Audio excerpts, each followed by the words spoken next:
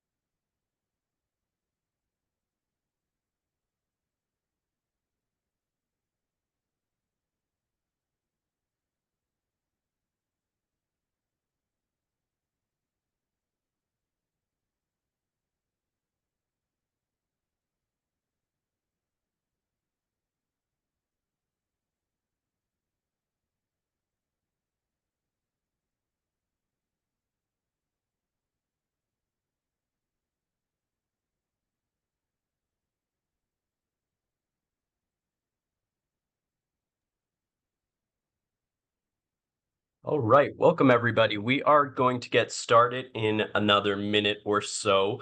For those who have arrived in the last minute or two, this is a webinar on federal funding opportunities for Main Streets. So we're going to give it another minute or two here before we get kicked off.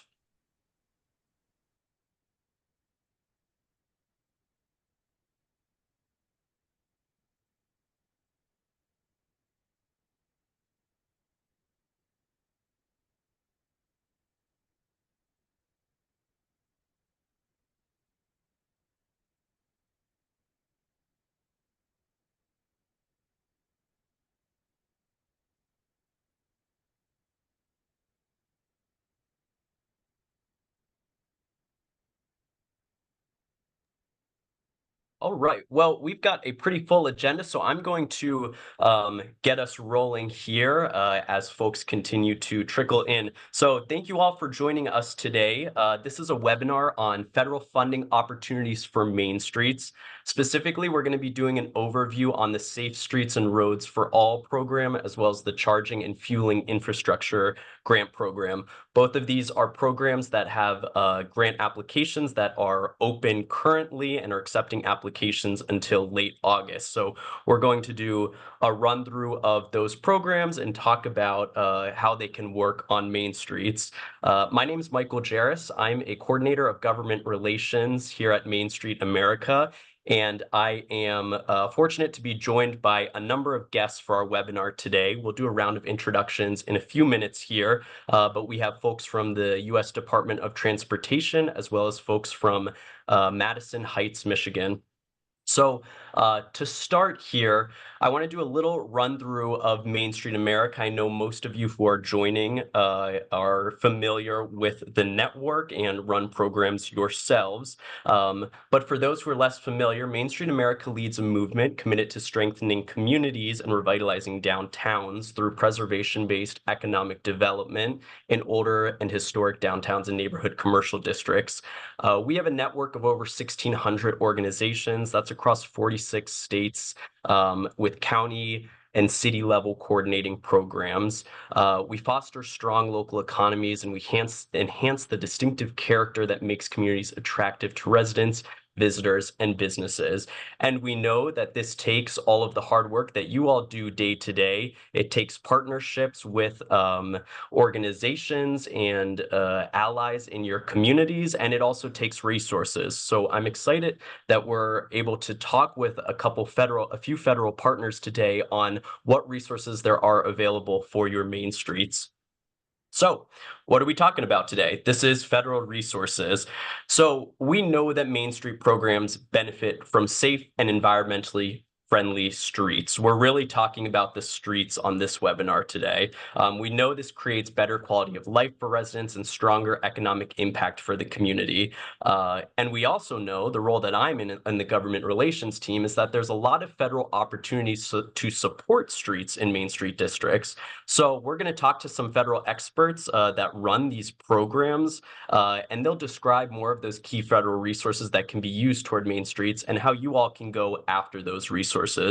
We'll also hear from two folks, Matt and Giles from Madison Heights, Michigan, who will talk about some safe streets planning that they've done for improved safety in their community. Also, just a quick preview, be on the lookout for a future Main Street America blogs, also announcements of upcoming webinars for more opportunities, specifically highlighting federal resources that you all can use. So with that, I would love to invite our guests today to do a round of introductions. As I said, my name is Michael Jarris. I am a coordinator of government relations at Main Street America, and I will kick it over first to the U.S. Department of Transportation team. Rob, do you mind introducing yourself? Sure thing. Hi, everybody. I'm Rob Hyman. I lead the Roots initiative here at DOT. Roots is our rural initiative. It's a very long acronym. It stands for Rural Opportunities to Use Transportation for Economic Success, but I will not quiz you guys on that. Our focus is primarily on helping rural communities connect to the various discretionary grant opportunities at DOT and making sure that you guys have the information you need to interact better with the federal DOT. Great. Thank you, Rob. And talking about federal DOT, Paul, can I pass it over to you next? Sure. Good day, everyone. I am Paul Teicher. I am located in the U.S. Department of Transportation's Office of the Secretary and Policy Office, and I am the Program Manager for the Safe Streets and Roads for All Discretionary Grant Program. Great. Thanks, Paul. I'm looking forward to talking about SS4A with you. And Jeff, over to you. Yeah, Jeff Peel, much like Paul, I sit in the Office of Secretary of Policy, but I also work in the Joint Office of Energy and Transportation, which is a combination office between the two agencies here. Great. I'm glad that you're able to join us and having that perspective from the combination office. And Matt, can we pass it over to you next? Yeah, sure thing. Good afternoon or good morning, everyone, depending where you are. My name is Matt Lonnerstatter. I am the city planner here in Madison Heights, Michigan. We're an inner ring suburb of Detroit, about 10 miles from downtown. Great. Thanks, Matt. And Giles, last but not least, over to you. Yes, hi. I'm the Community Development Director for the City of Madison Heights. Part of my role is I'm also the Executive Director of our Downtown Development Authority. Yeah, what's unique about Oakland County in general is Oakland County is a Main Street America organization that we are a part of. It's a county level organization. So that's how I interface with the Main Street program. Great. Thank you for that, Giles. And I think it'll be really great to have your perspective on the economic development and Main Street side combined with Matt's on the planning side there. So thank you both for joining us.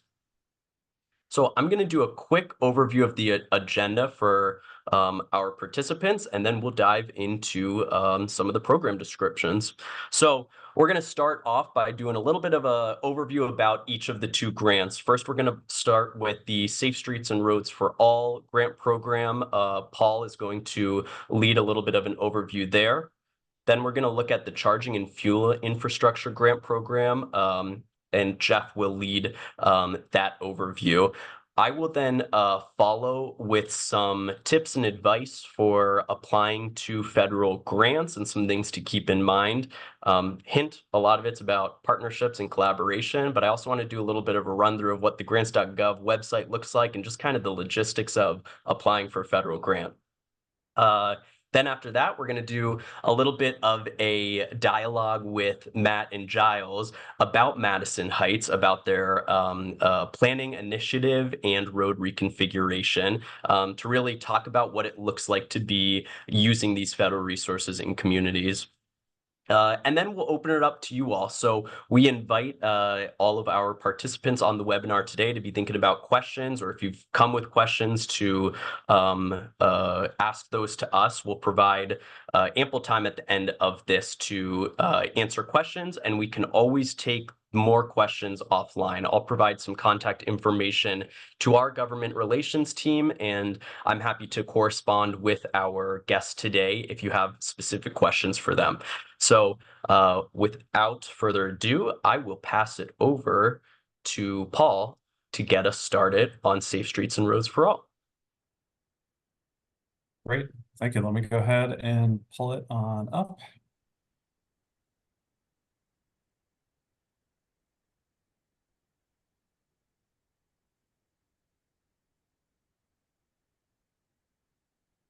Let's see. I'm gonna go ahead and get it on the right screen. Always takes a little bit longer technically than you want it to. Anyway, I hope as part of this webinar to give you a sense and taste of what the program is about and give you some ideas of how it might fit within your Main Street focus area. So it's pretty brief. I have hours of content of webinars where myself and colleagues talk about all the particulars of how to apply. And there's a lot of good content on our website. But I want to give you an overview so it can give you a little bit of an inspiration, a sense of what the program is. So it is part of the bipartisan infrastructure law, and there are $5 billion that have been made available, $1 billion over 5 years. We are midway through the third year, so there's at least $2 billion left out of that $5 billion. And the purpose of the program is focused on roadway safety, specifically preventing deaths and serious injuries on our roadways for all different types of users, whether you're inside or outside of a vehicle, whether you're walking, biking, or rolling, all different folks who are using the roadways, whether it's a street, whether it's a highway, or whether it's a roadway. There's kind of two parts. One, the foundation is developing what we call a comprehensive safety action plan. And that is a robust plan that you do in order to identify your biggest safety challenges. And then on the flip side, we go ahead and fund those projects that you've identified as addressing your most significant safety challenges. And this program is actually pretty unique in that it's focused on local government, local, regional, and tribal government, and it allows for interventions across what we call the safe system approach. And I think of the safe system approach as all the different tools and interventions in the toolbox in order to be able to address issues related to traffic safety and roadway safety, whether that is behavioral or operational or infrastructure or somewhere in between. I think there's a few links for our website, and we'll have those available so that you all have them. I mentioned we were 2.5 years into the program. So for the first 2 years, we've already awarded close to $1.7 billion to over 1,000 communities. Those who are doing planning efforts comprise 70% of the nation's population. So one nice step, one first step might be to look to see, is your area already engaged in safe streets? And knowing that can help you inform what we do for your next steps. In the latest round of funding, full round of funding, the last year, the fiscal year 2023, we awarded 620 awards. We're midway through this cycle, and I expect to award some similar amount for this one. Let me give you a little bit of a rundown about the particulars for the grants, and most importantly, I mentioned we're 2.5 years into it. So we are in the middle of a notice of funding opportunity application. We had something that's a little unique where we have 3 deadlines.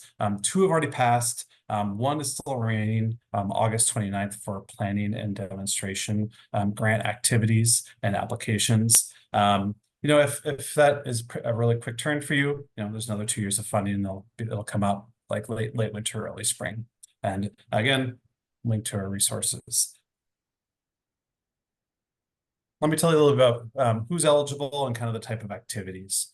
So I mentioned it's a kind of local, regional, tribal.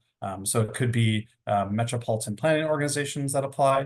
That could also be political subdivisions of a state, and that can run the gamut between a city, a county, a borough, a township, and we have a lot of different kind of flexibilities. We've even had public health departments and state public universities apply and receive funding. Tribes are also eligible to receive funding, and then a mix of those type of folks. And we have a nice FAQ on kind of the limits of what that could be, whether it's a trans agency, an MPO, a city, etc. Within the program, there are a few different types of activities it funds.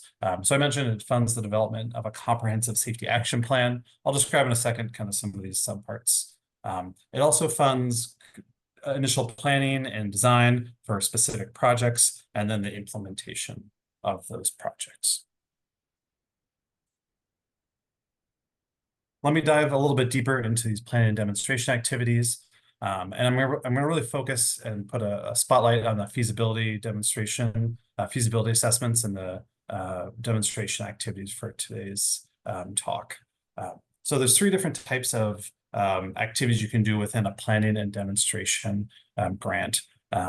One is develop that core bedrock comprehensive safety action plan. And there's key components where you take a look at data, you do some analysis, you work with your community members to hear what their concerns or issues are. You will go ahead and identify your biggest safety issues, and then the projects and strategies in order to address them. And then additionally, kind of layered on top of that, you think about equity, kind of policy and process changes, and how you engage leadership and have a core set of comprehensive group that helps develop such a plan. We've funded hundreds of those, and they can run all different layers of government, and we encourage complementary action planning activities. So there might be someone who's already doing the work, or one that you already kind of have, and you can kind of make it work for whatever your situation is. Supplemental planning is, I think of as the bells and whistles associated with an action plan. Maybe it's not the core thing, or maybe it's something that you want to add. So it could be like a vulnerable road user assessment, or it could be a road safety audit on a specific corridor. Maybe it's your main street. You want to do a road safety audit. Maybe you want to do some data collection, like see how many people are walking and biking in a specific corridor or a specific set of areas. Maybe you want to engage stakeholders and figure out what their concerns are, and you haven't done enough of that. Those are all potential activities you could do as bells and whistles to an action plan, either one that is established, one that's in process, or one that you're applying for. So you could apply for an action plan and then do that road safety audit on your main street.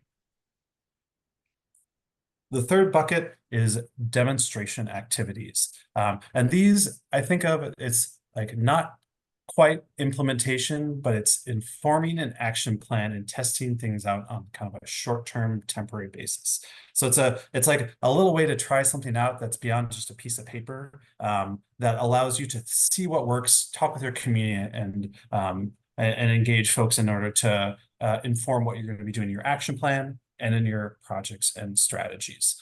So there's 4 different buckets. I'm going to talk about feasibility studies in a second, so I'll put that aside for a second. One option is doing pilot programs for behavioral operational activities. Some that we've funded are, they want to test out an education campaign to see if it works before rolling out across the entire area. So you kind of test that out, maybe do some focus groups. Another is you want to try doing some safe routes to school type activities. And so maybe you have a school system with dozens of schools. Maybe you want to try out on 2 or 3, see what works best, gauge your community, and then you can roll it out as part of a larger implementation later. Pilot programs for new technology. That can include things like signal preemption for emergency responders. So say you want to be able to let all the lights turn red so your ambulance can go expeditiously get to a crash. That'd be an example. And then it's a little bit of a wonky term, manual on uniform traffic control device engineering studies. That could be things like signage or striping and other things. So if you maybe want to put up a sign and test out how it works, or do some adjustments that falls within that category. Let me dig in a little bit more on feasibility studies, because I think it is pretty applicable for this audience and something to think about. So it allows what we call, was kind of sometimes referred to as tactical urbanism, but we prefer at the department quick build strategies. These are low-cost temporary materials that can help inform permanent projects. And you can see on the slide where they've rededicated some of the space of the road. So they've used paint and plastic bollards in order to create a separated bike lane on a rural road as part of testing out to see whether that works. So maybe you have a road where you want to test out to see giving more space to a bicycle or create a separated bike lane using temporary materials, that's all permissible. Say you want to be able to improve intersection safety, maybe you put paint and plastic bollards on intersections, or how like the equivalent of a curb cut bulb out extension to see what it looks like to reduce the space crossing on a given street. Those are all the type of things that are potentially eligible. And on our website, we have a list of things that we funded in the past, and they can run anything, not just reallocating roadway space, but speed management, traffic calming, changing the way that the road's designed, or that the road is interacting with all different types of users to make it potentially safer for people walking or biking, or slowing down vehicles, or something like that. And we have a nice webinar that describes kind of all the details on what are expected as part of this. Implementation grants, I'll just say quickly, you've done all the planning, you've identified your project strategy, you know the biggest safety problems, then we fund that. And then it can run, again, the gamut between infrastructure changes, major roadway redesigns, or systemic designs across multiple intersections, behavioral changes that could be education, outreach, potentially enforcement, operational changes, signal timing, EMS, other types of things. And really we fund things that have, I guess, questions we normally get is, can I just go straight to implementing and applying? The foundation of the program is that safety action plan. And so we have that in place, and then you apply for implementation, so prerequisite. And then if you want to bundle, talk about some of the quick builds that I just mentioned. Say you want to apply to redo a corridor, you have a plan in place. You can also apply to do demonstration activities and supplemental planning. Let me give you a few examples, just to give you a sense of like what people have done and what we've funded in the past. So Atlantic City really focused on supplemental planning, a pedestrian bicycle plan, a road safety assessment, a city boardwalk assessment, which I think is a nice Main Street type activity. And then looking at data collection, thinking about equity, engaging stakeholders. All that's wrapped into this nice supplemental planning award that we give the first round. I mentioned that there's a lot of different jurisdictions, and a lot of times they work together. So in this case, Milwaukee County DOT in Wisconsin is piloting demonstration activities in 5 municipalities. So basically 5 different cities are working together through Milwaukee County's grant in order to do demonstrations and quick builds that make sense to them. So a lot of them deal with speed management. Some of them are trying to a traffic circle, and someone's even doing pilot video analytics to capture near miss data. So that's the data collection part. And then some that are looking at pedestrian safety. So you can really mix and match in ways that make the most sense for individual neighborhoods or different communities as part of an application. City of Detroit received an implementation grant, and they are involved in a series of improvements along the high energy network using proven safety countermeasures. That's a lot of infrastructure changes. They also included updating their non-motorized user plan, updating their action plan, and this is a behavioral pilot to pilot transit operator safety training for those who are a part of their bus and transit system. Again, I'll mention we have a ton of webinars and resources. I suggest going to our website. We have tons of application aids, which we are to help you with your application. We have checklists, worksheets, fillable forms. We use a software called Valid Eval, and we're going to submit applications, and they have like a lot of good pieces to make it easy. Our webinar is recorded. We have just lots of, from our 2.5 years, giving community resources, and we have a good chunk of information to answer a lot of questions and make life easier for you.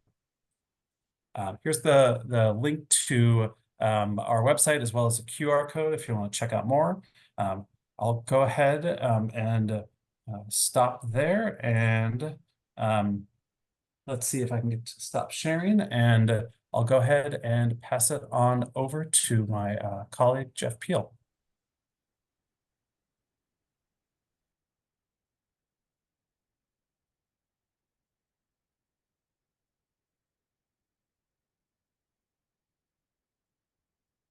Sorry, Paul, I think you were about to hand it out to me, but my Zoom just blipped there. Am I up next here? You are up next. Sorry about that. Fun of technical It difficulties. just cut out right as you said I'm about to hand it off. So with that note, thank you, Paul. Safe Streets for All is one of my favorite programs we have here at USDOT. Hopefully I can get this to work again now. My name is Jeff Peel. I'm with the Joint Office of Energy and Transportation, and let me get my screen shared here. Hopefully that doesn't break it again.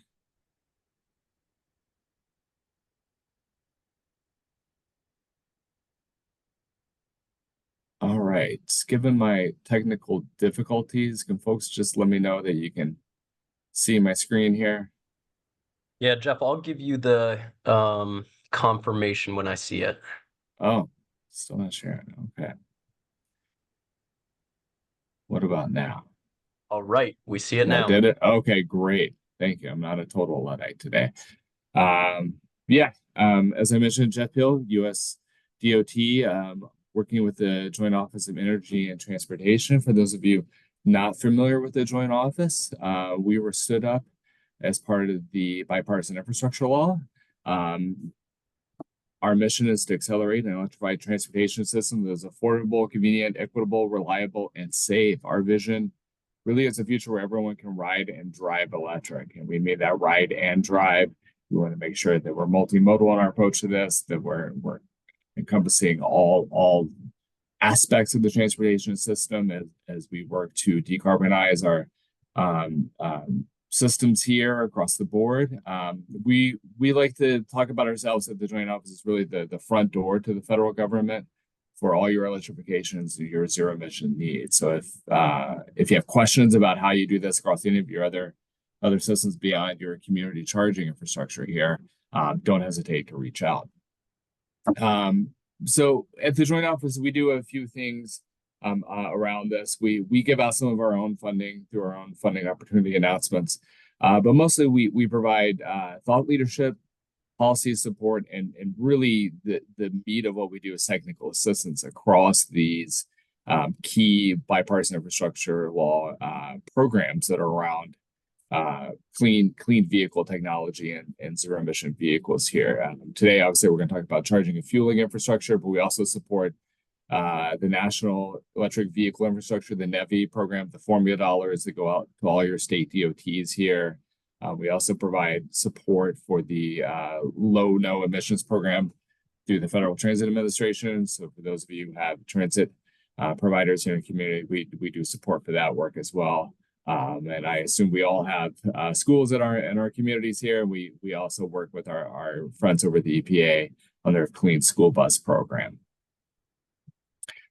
So the crux of what we do in our policy work and our technical assistance support is to support the EV infrastructure, the personal EV infrastructure that's out there. We were tasked by the Biden administration to deploy 500,000 public chargers by 2030. Despite what you read in the press every day here, we're well on our way to achieving that goal, as you can see by the numbers. Keep in mind that it's not just about the public investments in these publicly funded charging infrastructure. It's really intended to spur the investments in this industry, this nascent industry who's looking to build up. We want to spur that investment from the private sector. So as you all start doing your EV readiness plans, as you start applying and hopefully winning some of these CFI grants, don't be surprised you start getting knocks on the door from these charging as a service companies, the providers that are out there looking to invest in your community, both to access those publicly available dollars, but also to expand in their networks and in their investments in this industry as well. Our approach here at the Joint Office is sort of really threefold. We want to be holistic in our approach here.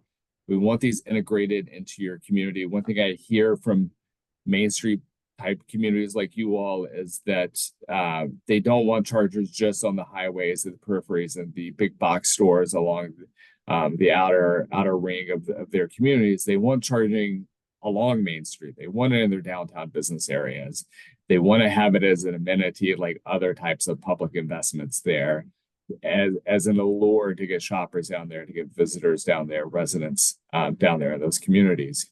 That is very much part of that. We want to help you do that. We also want to be context sensitive to your land uses, your energy demands, everything that's going on with your grid there. We can help connect you to your utilities as part of that. We are very multimodal here in the joint office. We want to make sure that as you do this, you're aligning with both federal, state, and your own local targets for VMT reduction or carbon reduction as part of this. We want to make sure that as you're turning dirt, that you do what we call dig once, that you're thinking ahead, you're future proofing for any charging that you may need for your transit infrastructure, for your micromobility infrastructure. Ideally, you're digging once to really make the most of that effort, that labor, and that investment. And obviously, much more across the board of all of our bipartisan infrastructure law programs, we want to be equitable in this. We want to ensure that the benefits and the access to this clean transportation are shared across the board here, and particularly to our underserved communities. So real quick, looking at how you think about and you plan for your EV infrastructure here. We've partnered with our friends at the National Renewable Energy Lab, and I'll show a link to this later in this report, to really dig a little deeper into the type of charging and the amount of charging communities may need as they think about the context and the land use and the type of community that you are here. And what you need is going to vary by the approach of, by the makeup of your community here. So what works in a rural area may not necessarily be exactly what a dense urban area may need. And it's important to think about the context there of the type of trips that you're looking to support. So things, short durations, like shopping centers may dictate the need for more fast charging, where longer stays, those parking lots in your office complexes or your residential complexes, or curbside charging, where your vehicles live at home on the curb in front of homes. The majority of the time may be fine with more cost-effective level 1 or level 2 charging. So it's important to keep that in mind as you plan for this. CFI application aside, we want to see you plan for both there. And if you have questions on how to do that, again, our office is here to support you in that work. But we're here to talk about CFI. So yes, the Charging and Fueling Infrastructure Program, round 2 of this is open. It's $1.3 billion for EV charging and alternative fueling infrastructure. If you want to learn more about the specifics of this, I strongly encourage you to go to the link here, and I can drop it in the chat when I'm not sharing anymore at fhwa.dot.gov/environment/CFI. It's important to go in there and read the documentation that's in there from Federal Highways. This is not the Joint Offices program to administer. It's our partners at Federal Highways. We are here to support you all in your building your EV infrastructure, but it is their dollars to give out here.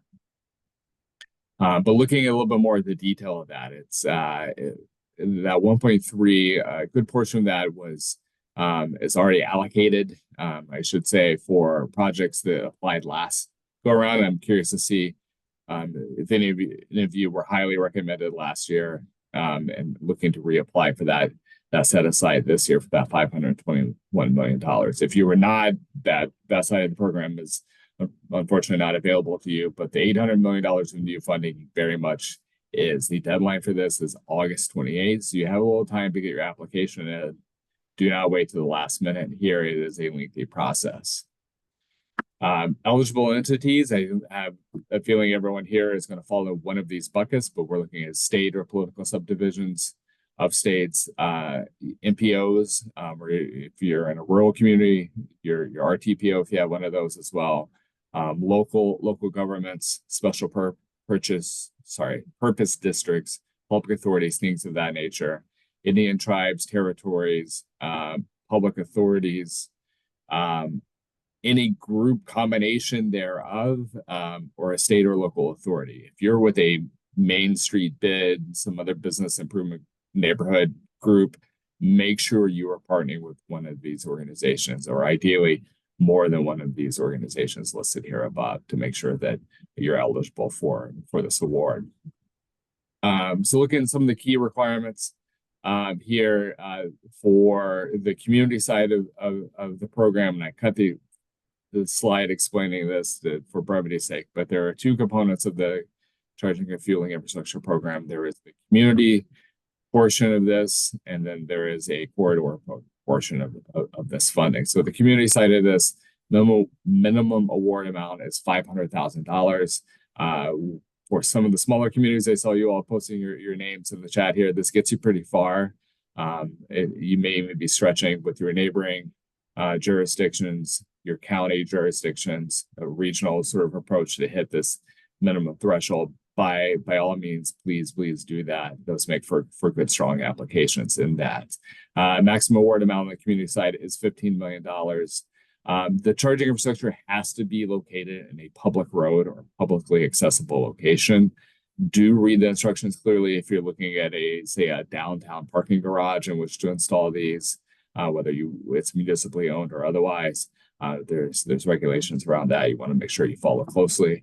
All of these sites must be publicly accessible. So if you're looking for your white car fleets, your van fleets, your administrative fleets, charging infrastructure for that's not really what this is intended to do. It needs to be publicly accessible.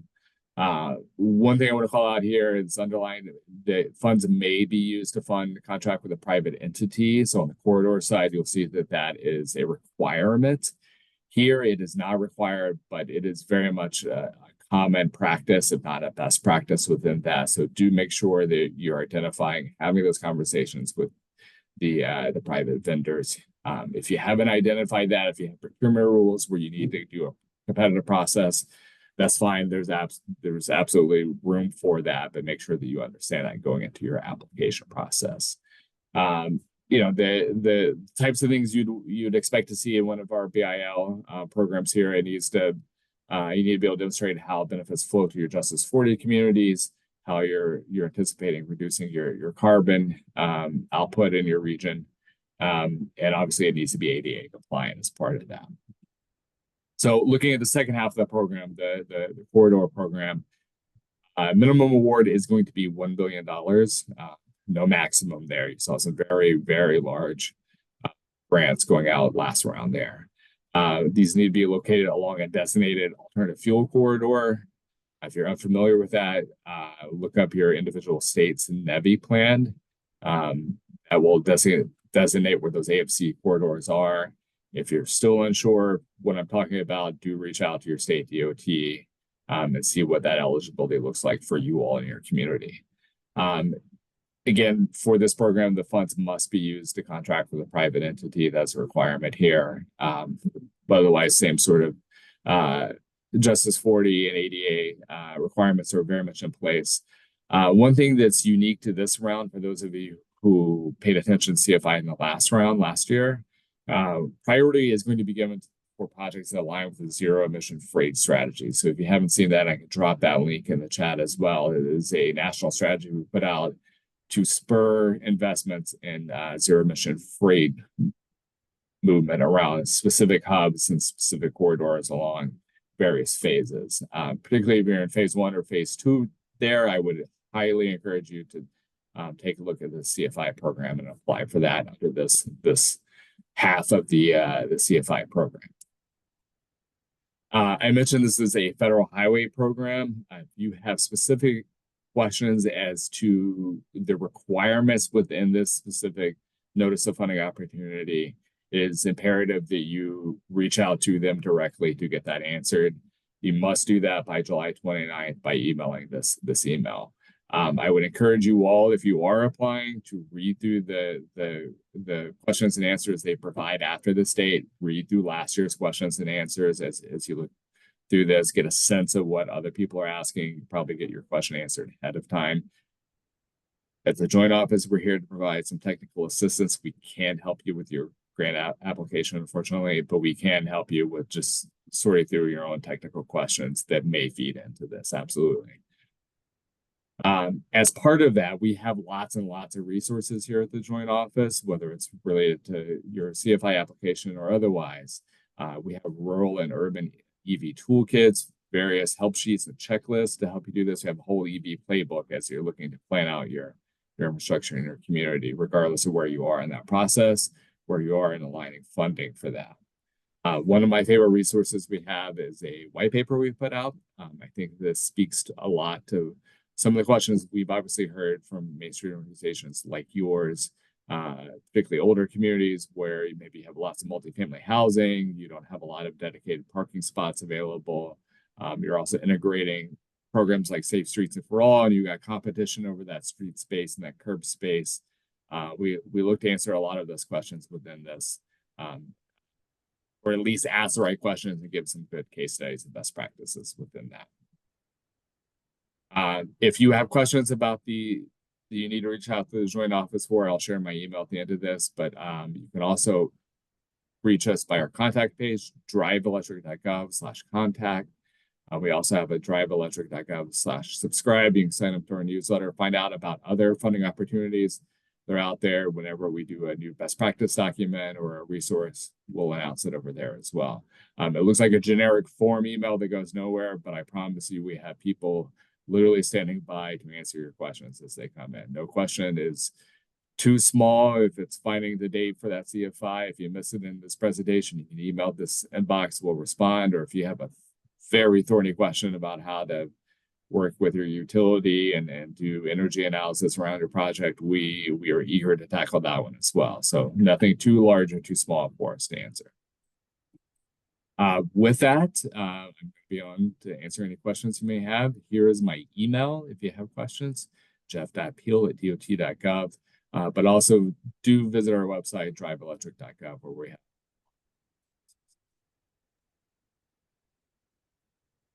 Great. Thank you, Jeff. And we will be doing a question and answer session at the end of this. So please stick around till the end. We'll leave a few minutes at the end for questions for all of our speakers today. But next, and thank you both, Jeff and Paul, for describing the SS4A and the CFI programs and all of the uses that Main Streets can achieve from these. So we really appreciate you sharing that and showing how the application process works. But next, I want to turn it over to Matt and Giles to describe what that planning process has looked like in Madison Heights. So Matt, maybe can I kick it over to you to talk a little bit about what your participation has been in the SS4A planning process and where you all see things going with your community. Sure, yeah, thanks, Michael. I know we're running a little short in time, so I'll try not to take too much of it up. But yeah, my name is Matt Lonnerstatter. I am the city planner here in Madison Heights, Michigan. We're a suburb of Detroit, about 10 miles north of downtown Detroit. I'm also joined by Giles Tucker, who's our Community and Economic Development Director, and also the Director of our Downtown Development Authority. So to just provide some, I guess, graphical background, I'm going to share my screen, which hopefully will explain to you all why we were looking into the Safe Streets for All program and the funding opportunity. Can you all see the screen of Google Images? Good. So this is the center of our downtown. We have a Downtown Development Authority district that spans two primary roads in the city, but the center of our downtown is on the corners a used car dealership, a gas station. Behind the gas station is a Walgreens with a bunch of parking. Here is CVS with a bunch of parking, and a Telway, which is a very good slider hamburger joint. If you ever are in town, definitely go there, and a vacant lot. So the streets that bound that are 4-lane streets with really no great opportunity for crossing 35, 40-mile-an-hour roads. Not the best pedestrian environment. So we were looking for any and all opportunities to try to improve our downtown, to create more of a walkable environment, bikeable environment, and an environment that accommodates uses, restaurants, bars, breweries, housing. And we really didn't have that. So we found the Safe Streets for All grant as part of the BIL, and we applied for it individually, just Madison Heights. And I believe it was Paul that actually reached out to us and said, hey, there's actually some of your surrounding adjacent communities, and I'll pull up the map, have also applied for the Safe Streets for All planning grant. We didn't have a planning grant or a action plan in place. So before we could do any implementation grants and implementation projects, we had to have an action plan to define the projects that we wanted to work on in the areas that were in need. So we actually joined up with 6 of our adjacent communities to apply for what we called the Southeast Oakland County Safe Streets for All grant through the Safe Streets for All program. And we did receive a total grant of about $385,000, which was split up into $15,000 per community. So for the whole action plan grant process, we're only paying $15,000. We're pretty early on in the process of putting together our action plan right now. We're really just trying to find out where our high injury networks are in this region. Where are the streets that have the most injuries, fatalities, that we can then use to identify more individual projects. So we're really high up on in terms of where we are, and we need to get more detailed with it, but that's coming later on in the plan. We do have an open house tomorrow. This presentation here is going to be presented there. But the main lesson we've kind of learned so far from the action plan grant is to coordinate with surrounding communities, because you're going to have a better chance at obtaining that funding for your community. Eventually, once we get the action plan in place, we want to focus in and hone in on our downtown area to find specific projects that we can use to make it more walkable.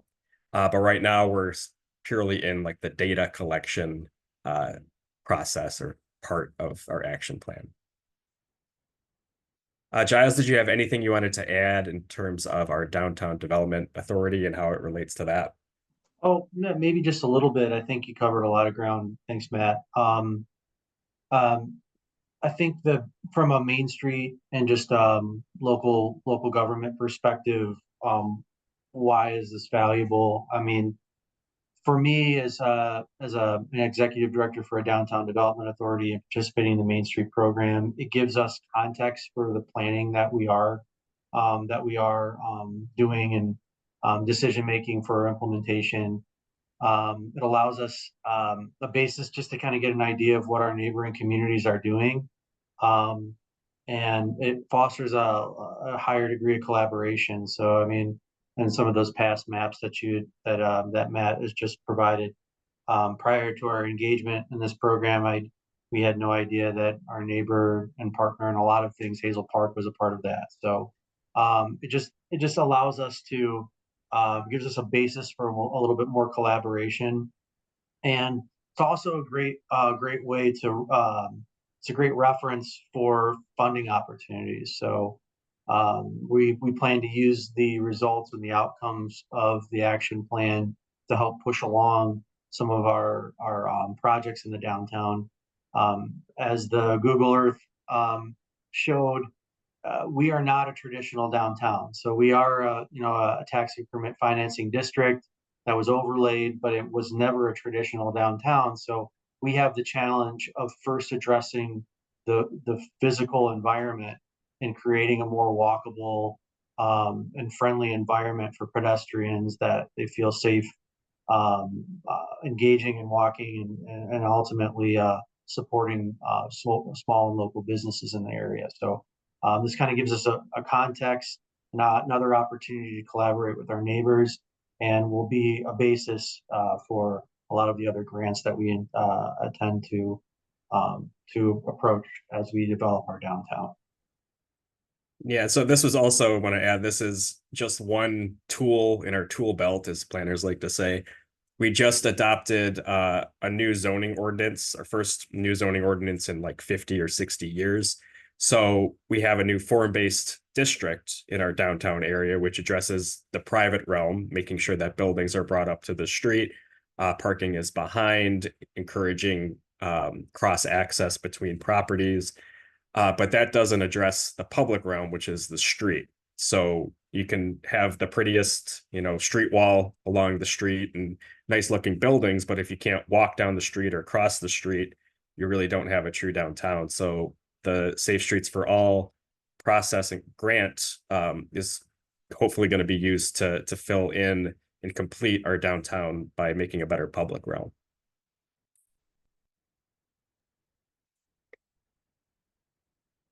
Great. Matt and Giles, thank you both, especially seeing that connection of how your city and community planning fits in with the Main Street goals and objectives. To me, it really feels like the theme is collaboration, both across the Main Street and planning organizations, but also with your neighbors. I think as Jeff and Paul both showed, if you tap into and see what your neighbors are doing, you might find that they're already working on some of these things that you want to be working on. So I really appreciate you describing how this planning process came about and what the Safe Streets and Roads for All work can look like and how it can advance the Main Street goals.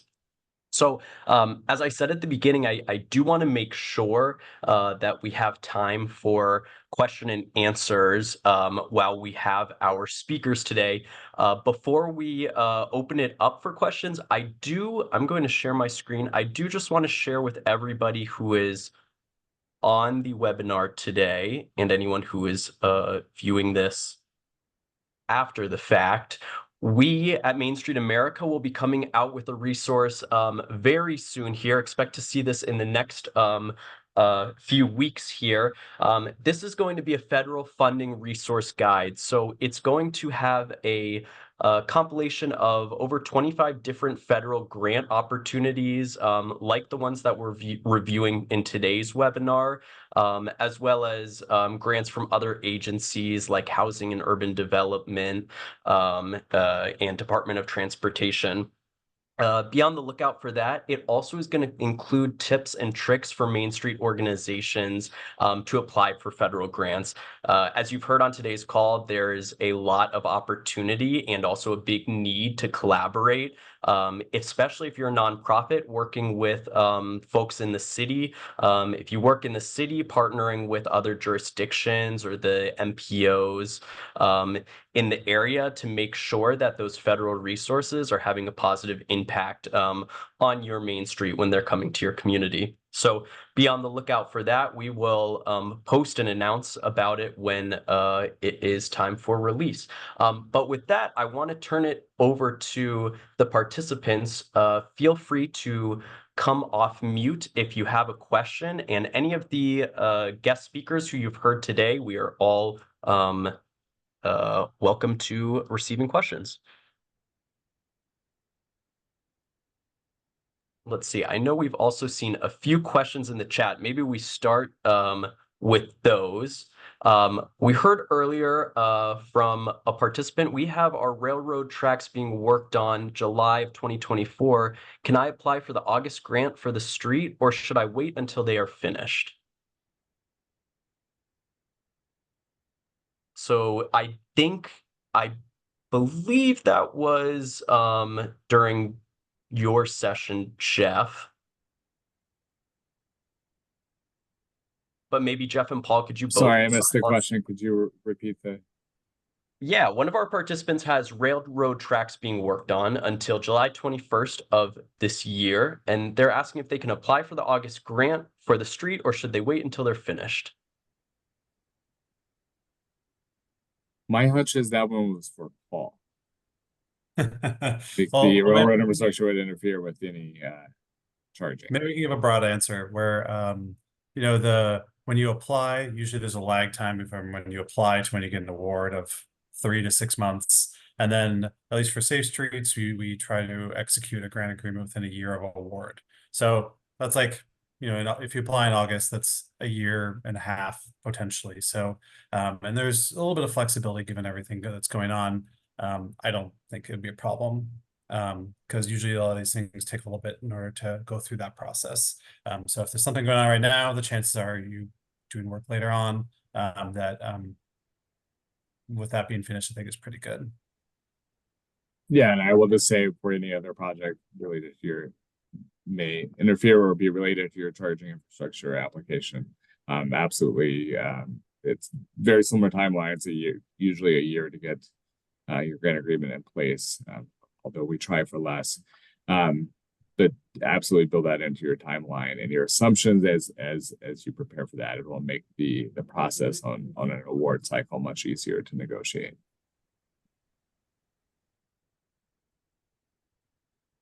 Great. And Jeff, now I think we do have two more for you. The first being, where could we best find technical assistants or installation contractors who can help develop budgets and scope for which we may apply for the CFI funding?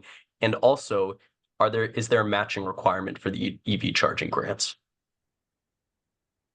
Yes, Rob, correct me if I get this wrong, but I believe it's 20% matching requirement in terms of contractors to help you with your grant application. I think most of the engineering firms and planning firms out there have done this and tackled this as an opportunity to win business. So whoever you have on call, whoever your local partner is, certainly the bigger firms across the country can support this. In terms of technical assistance, obviously you could pay for that through them. We have a lot of resources at our disposal. We have the concierge service. Outside of helping with the grant, as you look at implementation and some of your pre-planning work here, that can support that effort. So do reach out through our website for that. Great. Thank you, Jeff. I have another question here. Would burying distracting overhead utility lines on our busy Main Street be an eligible SS4A grant? They drag back and forth across our Main Street at low levels. Happy to frame it kind of in a bigger picture. So the Safe Streets funds projects that are addressing fatalities and serious injuries. And so if part of your planning process, you identify these distracting utility lines as something that is a major challenge and safety risk, and then the solution is to remove those, it could be potentially eligible. I think you would want to keep in mind the full scope of what we're asking for and whether the extent of the seriousness of the safety issue.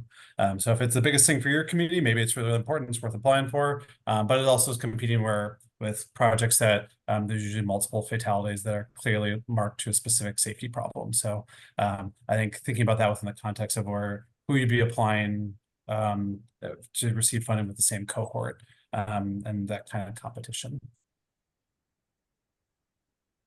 Great. Thanks, Paul. I have a final question here. I'm working with a tribal entity on a potential project that includes county-owned roads. Can the tribe be the lead applicant with the county as a partner, or does the county have to be the lead?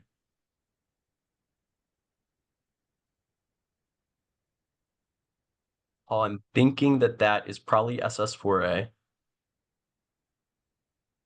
How about I start and then Jeff can apply for the CFI. So for Safe Streets, for a plan demonstration grant, it just doesn't matter who the owner or maintainer of the road is. You can apply for those. If you're doing activities that involve like demonstration quick builds, you need permission and agreement from whoever owns the road.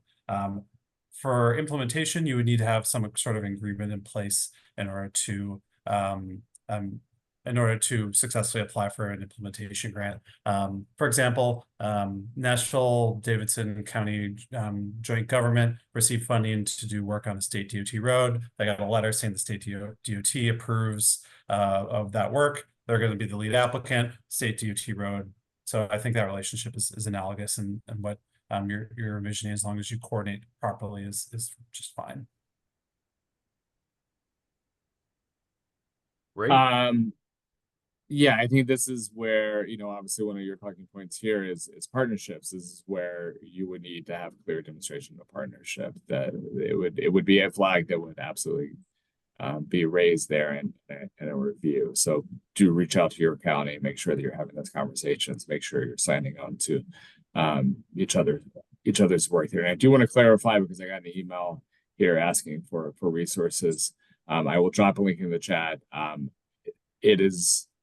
I don't think it is set in stone about access to garages there where there's fee for access, if that is an eligible location. It was in round one, it was actually not. So I was mistaken there. So I want to add that clarification. I would encourage you all, if you're looking to do that, to ask that by that July 29th deadline for round two and see if there has been any rule changes within that.